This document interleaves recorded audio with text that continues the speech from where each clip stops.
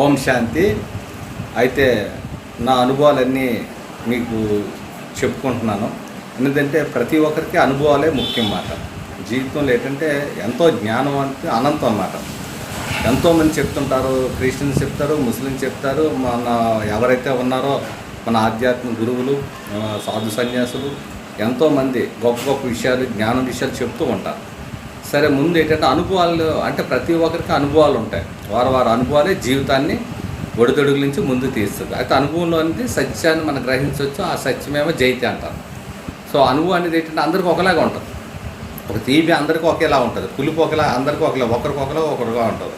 అనుభవం అనేది కూడా అందరికీ ఒకేలా ఉంటుంది. దెబ్బతైన అందరికీ అదే బాధ, అదే ఇదిగా ఉంటుంది.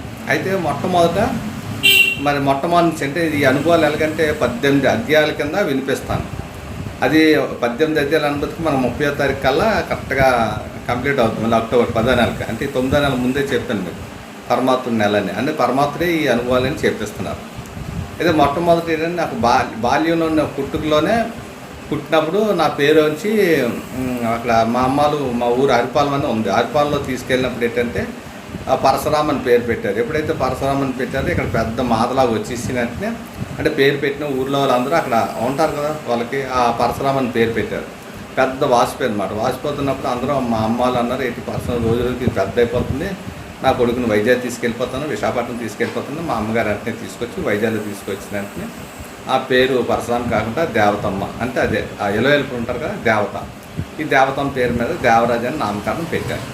సో ఇక్కడికి వచ్చిన వెంటనే అప్పటికి ఇక్కడ ఇది దిగిన వెంటనే ఎప్పుడైతే ఇక్కడికి వచ్చి పేరు మార్చారో వెంటనే ఏంటంటే అది పోయింది బాబు అని మా అమ్మాలు కానీ మా నాన్నలు మా అమ్మాలు చెప్తూ ఉంటారు.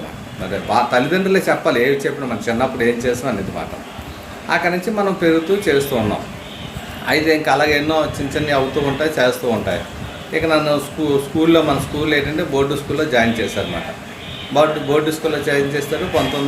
నా డేట్ ఆఫ్ బర్త్ 1969, అదే 1/10/1969 డేట్ ఆఫ్ బర్త్ మాట. అంటే 2 సంవత్సరాలు. యాక్చువల్గా అయితే 67 అదన్నమాట. ఇప్పుడు మన బ్యాంక్ దీంట్లోని గవర్నమెంట్ అయితే ఇది ఉందన్నమాట. చాలామందికి ఆ రోజుల్లో తెలియదు కదా, అంటే ఇలాగెలాగానే ఆ డేట్ల ప్రకారంగా చేశారు. భోగికి 3 రోజుల ముందు పిల్లడు అనేవారు. అది అప్పుడు ఏంటంటే జనవరి 10, అంటే జనవరి 1వ నెల 10వ తారీఖు మాట 1969 అని రికార్డుగా ఉంటుంది. అయితే ఇక్కడ ఏం జరుగుతుందంటే అక్కడి నుంచి మనకి లైఫ్ బోర్డు స్కూల్లో స్టార్ట్ చేస్తారు, చదువుకుండా వెళ్తూ ఉండదు. బాల్యం నుంచి అంటే మన చదువు వంటపట్టలేదు.